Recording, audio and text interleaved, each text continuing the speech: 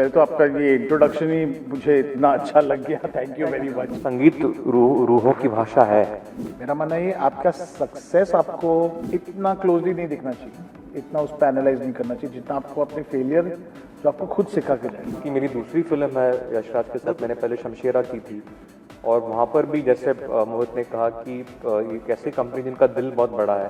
उन्होंने ये टाइटल मुझे दिया था, पहले तो मुझे लगा था कि तुम यशराज के पुराने गाने का तुम रीहैश कर रहे हो, बहुत कमर्शियल कर रहे हो।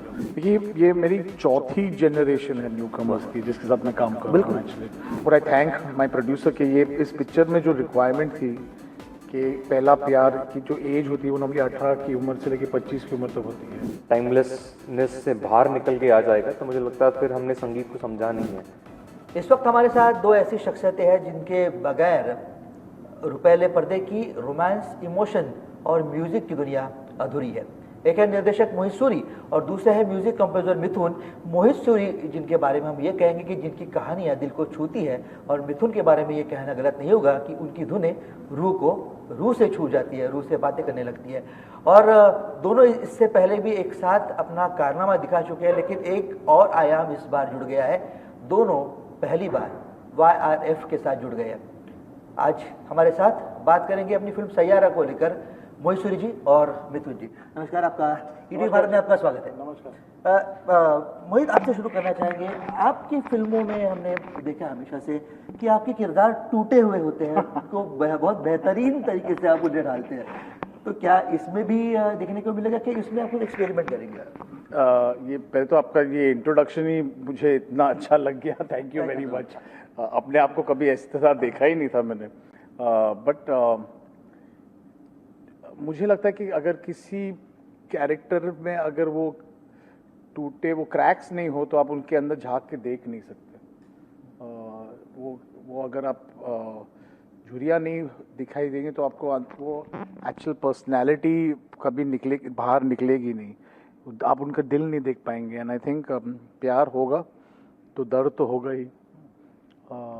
किसी के ना होने पे अगर आपको दर्द नहीं होता, आपको बुरा नहीं लगता, तो वो प्यार नहीं होता। सो हाँ, मेरे कैरेक्टर्स ये रहते हैं कहीं ना कहीं। मैं वो दिखाता हूँ जो शायद लोग एक एडवर्टाइजिंग की दुनिया में या एक परफेक्ट आइडियल में दिखाना नहीं चाहते, बट सब ने दर्द देखा है, सब ने प्यार किया है, सबको बुरा लगा है, सब में खामियां होती है, पर सब में वो एबिलिटी भी होती है कि वो हीरो बने, प्यार करे।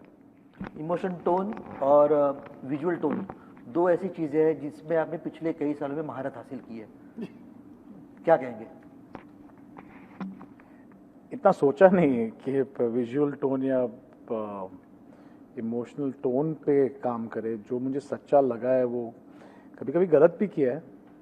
कुछ फिल्में बनाई है जब बाजार के बोल सुन के, जब अक्सर क्या होता है जब आप कोई नहीं होते हो और सिर्फ जैसे शुरू में मैं और मिथुन ने जब काम शुरू किया था तब कोई हमसे बात नहीं करता था। मुझे अभी भी याद है कि एक गाना हम लोग रिकॉर्ड कर रहे थे, बोल हमें वो बातें, और उस वक्त हम मीडिया को बुलाने की कोशिश भी कर रहे थे, कोई आता नहीं था। फिर जब सक्सेस आया तो लोगों के फ़ोन कॉल्स आए, दुनिया की रीत है। और हाँ, और फिर वो आपका काम बहुत अच्छा है पर आपको ये करना चाहिए और बेटर होगा। जिस चीज़ के लिए आप सक्सेसफुल हुए थे आप वो करना शुरू कर देते हो और फिर आप बुरा काम करते हो क्योंकि वो आप होते नहीं हो, आप कुछ और बनना चाहते हो। पर यही हमारा काम है। आई थिंक मैं ये नहीं कहूँगा कि कुछ टोन पे मैं अभी तक अराइव हुआ हूँ। मैं अभी भी कहता हूँ मैं फ्लॉड हूँ, मैं सीख रहा हूँ। 20 साल हो गए पर अभी भी मैं नए लोगों से, मैं अभी भी इससे बात कर रहा था कि कुछ नए सिंगर्स के बारे में, कोई नए लिरिक राइटर्स के बारे में, कोई नए म्यूजिशियंस के बारे में, क्योंकि उनसे हमको सीखने को मिलता है। टेक्नोलॉजी हो या जो आजकल आपके कान ज़मीन पे रहते हैं या आपका टोन वो रहता है, तो ये मुझे नहीं पता। मुझे लगता है कि मैंने कुछ परफेक्ट किया है। परफेक्ट तो कुछ होता नहीं है, सही सच्चा होता है या झूठा होता है। परफेक्शन की तरफ आप जा जरूर रहे हैं। मिथुन, आपसे जानना चाहेंगे, एक मिनिमलिज्म मौन की एक भाषा होती है म्यूजिक में, जी। आपके फिल्मों में, आपकी धुनों में वो देखने को मिलती है। इसलिए मैंने इंट्रोडक्शन में भी कहा कि आपकी धुनें जो है रूह से बातें करती है। इस फिल्म को लेकर कुछ अलग एक्सपेरिमेंट करने की आपने कोशिश की है? तो मुझे लगता है एक्सपेरिमेंटल अपने आप में बहुत इंटेलेक्चुअल शब्द है। वो हम कलाकार है, और जैसे मोहित ने कहा कि हम हमारे पास एक ही हमारा शस्त्र है, वो हमारी सच्चाई। तो मैं जब पियानो पे बैठता हूँ तो इतना सब सोच के नहीं, मुझे लगता है वैज्ञानिक तो बहुत ज्ञान होता है उनके पास, बहुत सारे फॉर्मूलाज के तहत वो काम करते हैं। मुझे लगता है हमारे पास तो कुछ नहीं है, हमारे पास तो यही एक धुन है। जैसे मैंने इस गाने में लिखा कि तेरे इस दिल को चुराने के लिए है यही एक धुन। मुझे लगता है कि संगीत जो है कहीं ना कहीं वो मैं ये नहीं कहता कि मैं रूहानी संगीत करता, मुझे लगता है संगीत रूहों की भाषा है, और उसी को मैं बस कैद करने की कोशिश करता हूँ कि मैं एक गाना जब आता है मेरे सामने, मुझे लगता है कि वो आमद होती है, मेरा काम यह है कि मैं उसको ख़राब ना करूँ। मैं खुद तो क्या कहता हूँ कि एक ज़रिया मानता हूँ अपने आप को। मुझे लगता है मोहित सूरी एक ऐसे निर्देशक है जो उसकी सेंसिटिविटी को समझते हैं, कि धुन की जो बारीकी होती है, कि उसको कई बार मैं एक कंपोज़र या एक म्यूजिशियन होने के नाते मैं एक अरेंजर भी हूँ। मेरे पिताजी भी बहुत नामचीन अरेंजर रहे म्यूज़िक इंडस्ट्री में, तो कई बार मुझे ऐसा लगता है कि मैं इसमें और इंस्ट्रूमेंट्स डालूँ, मैं इसमें और कुछ करूँ, लेकिन इनकी सेंसिटिविटी है मोहित की, जो मुझे लगता वो इसको कभी भी क्या कहते हैं भ्रष्ट होने नहीं देते। वो कहते हैं उसकी सादगी बरकरार रहे, यही हमारा शस्त्र है। और मुझे लगता है धुन में और सैयारा के पूरे एल्बम की खूबी भी यही है। मोहित ने जिस तरह से जिक्र किया थोड़ी देर पहले, वो कह रहे थे उनका सार कुछ यही था कि सक्सेस से अच्छी और बड़ी चीज़ कुछ नहीं होती। जब आप सक्सेस मिलती है तो शायद आप अपने आप को जो आपके अंदर जो चीज़ है वो ज़्यादा बेहतर रूप में बाहर लाने में सक्षम हो जाते हो। तो क्या होता है कि पिछले कुछ फिल्मों में जिस तरह से सक्सेस मिली है आपको, तो उसके बाद उसका फ़ायदा आपके अंदर, मिथुन के अंदर जो असली म्यूजिक कंपोजर छुपा हुआ जो सालों से करना चाह रहा था, उसमें झलकता है? एक्चुअली ऑनेस्टली कहूँ तो मेरे लिए बड़े प्रिविलेज की बात यह है कि मैंने शुरुआत से सबसे पहले इनके साथ काम किया था। हमारी पहली फिल्म एक थी। शुरुआत से मुझे ऐसे लोग मिले जिन्होंने मुझे हमेशा काम अपने शर्तों पे करने का मौका दिया। तो जब मैंने हम वो लम्हे वो बातें की बात करते, इतना बड़ा आइकॉनिक गाना है जिसको मैंने रिक्रिएट किया था, उस टाइम पे भी मुझे मोहित ने कहीं पे बांधा नहीं था। उन्होंने कहा कि ये धुन है, ये मेरी सिचुएशन है, इसको आप अपने तरीके से पेश कीजिए। और मुझे लगता है इंडिविजुअलिटी में मोहित बहुत यकीन करते हैं। तो चाहे वो उनके एक्टर्स हो, चाहे वो उनके सिंगर्स हो। मुझे याद है हम एक बार एक सिंगर का चॉइस डिस्कस कर रहे थे, और मैं नाम नहीं लूँगा क्योंकि व्यक्तिगत बात है, लेकिन उन्होंने कहा था कि ये जो सिंगर है इनके व्यक्तिगत जीवन में वो बंजारापन रहा है, इसलिए हमें इन्हीं को कास्ट करना चाहिए। तो मुझे लगता है कि ये जो इंडिविजुअलिटी ये खोजते हैं, ये इनके संगीतकारों में भी, उनके काम में, इनके एक्टरों में भी, इनके राइटर्स में भी, और इनके अंदर भी वो नज़र आता है। मेरा एक मानना ये है सर कि आप सक्सेस, आप कभी कभी आपकी जो कमियां हैं, गलतियां हैं, वो निकल जाती है उससे। बिल्कुल। और आपको जो फेलियर सिखाता है ना, बिल्कुल, वो जितना फेलियर सिखाता है उतना आपका सक्सेस कभी आपको सिखा नहीं बिल्कुल सकता। सही है। वो जो छूट जाता है, वो जो अच्छा गाना जो हिट नहीं होता, वो क्यों नहीं हुआ, आप हमेशा एल्गोरिथम और मार्केटिंग पे बेस नहीं कर सकते। बट और जब गाना अच्छा होता है, वो लॉन्ग रन में कुछ भी हो, उस वक्त नहीं चला है पर वो चल जाता है, वो मैंने भी नोटिस किया है।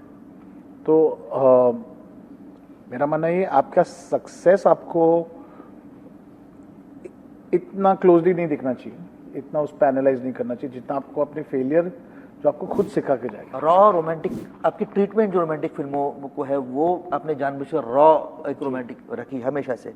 अब यशराज फिल्म्स की हमेशा से खासियत रही कि सादगी भरी फिल्में। हालांकि ये भी मैं कहना चाहूँगा कि समय से पहले की फिल्में, वो चाहे लम्हे हो या उससे पहले 60s के लेट 60s की दाग हो, यशराज जी ने दी। अभी वायरस के बैरक तरह नहीं बने, लेकिन प्रेरणा तो मूल वही थी।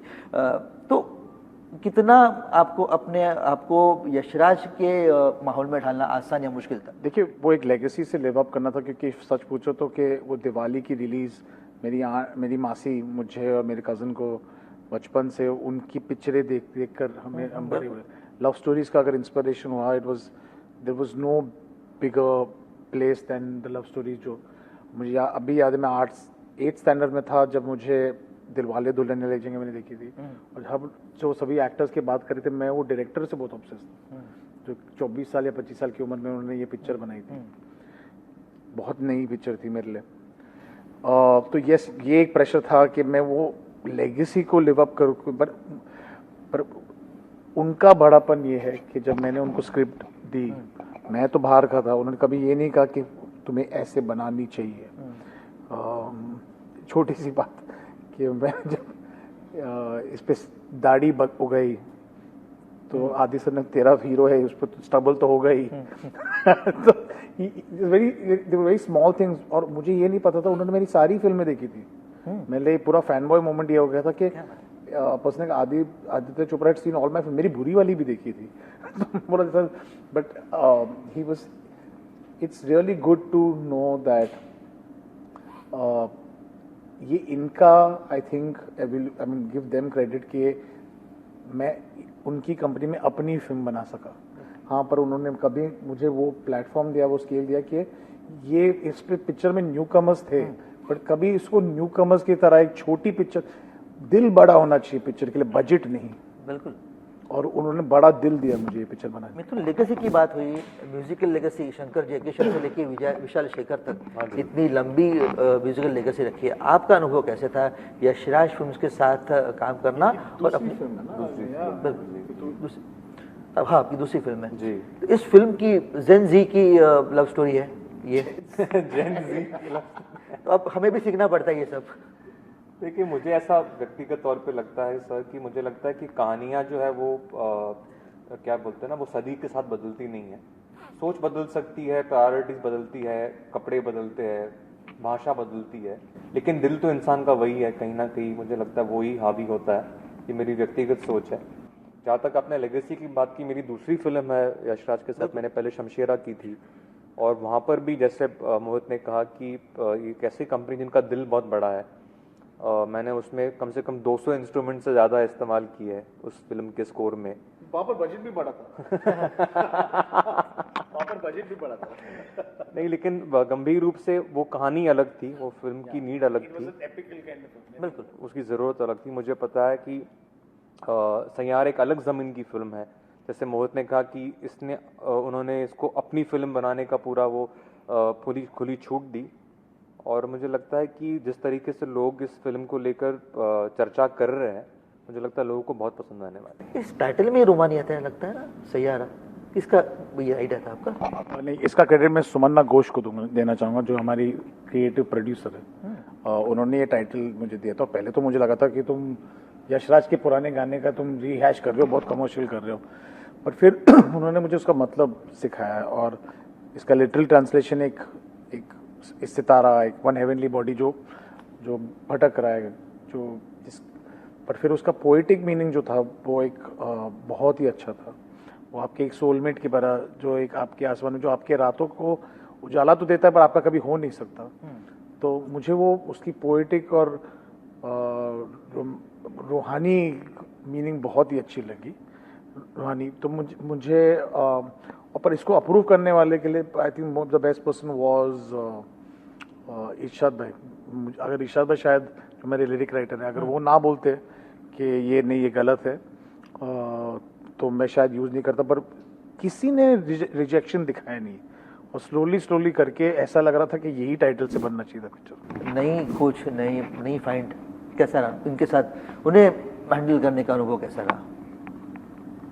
देखिए, ये मेरी चौथी जनरेशन है न्यू कमर्स की जिसके साथ मैं काम कर रहा हूँ। एक्चुअली मैंने इमरान के साथ काम किया था, कंगना, कुणाल खेमू वो पहला था, फिर बीच वो आदित्य और श्रद्धा के साथ, सिद्धार्थ के साथ, उन लोग की पहली, सेकंड, थर्ड फिल्म, और अभी ये इनके साथ कर रहा हूँ मैं। तो आई थैंक माय प्रोड्यूसर कि ये इस पिक्चर में जो रिक्वायरमेंट थी कि पहला प्यार की जो एज होती है वो नॉर्मली 18 की उम्र से लेकर 25 की उम्र तक होती है, और उन्होंने मुझे अलाउ किया कि मैं न्यू कमर्स को कास्ट करूं, क्योंकि अक्सर प्यार वो उम्र में होता है, ना कि कोई सेलेबल एक्टर को जो 30, 35, 40 इयर्स के हो, और उनका एज कम करके, उनको डी एज करके, फेक करके उनको 25 साल की उम्र का बताऊं।